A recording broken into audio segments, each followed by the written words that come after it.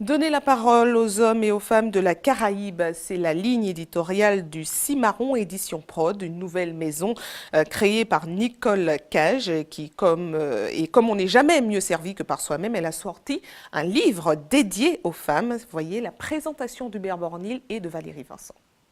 Nicole Cage est une femme profondément caribéenne, ancrée dans ses racines créoles. D'ailleurs, ce premier ouvrage qui présente une anthologie de femmes martiniquaises dit tout sur le parcours de cette femme et puis aussi sur l'ambition à travers cette maison d'édition.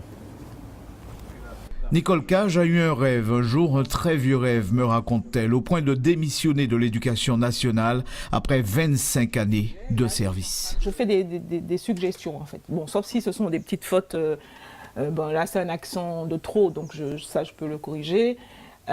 Si en termes de contenu, il y a des choses que voilà, je fais des suggestions à l'auteur. Quelques années plus tard, à force de travail et d'abnégation, nous retrouvons l'ex-professeur et documentaliste à la tête de sa maison d'édition Cimarron Édiprod. J'ai toujours été une militante caribéenne, passionnée de littérature, passionnée de musique. On ne naît pas impunément dans le même pays qu'Aimé Césaire, que Frantz Fanon, qu'Édouard Glissant, que Suzanne Roussy-Césaire. Et donc j'ai été nourrie de tout cela, de la musique de chez nous aussi, la musique des mornes, la musique traditionnelle, la musique, mais également une musique qui est ouverte, qui n'est pas fermée sur elle-même, qui est ouverte sur la Caraïbe, sur le monde.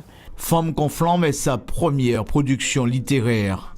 Un livre dans lequel on retrouve les écrits d'une trentaine de femmes du pays Martinique, issues de différents domaines. Il y a de parfaits inconnus, des gens qui n'avaient jamais imaginé publier un livre. J'ai découvert leur coup de plume sur Facebook, par exemple, sur les réseaux sociaux, et donc je les ai contactés.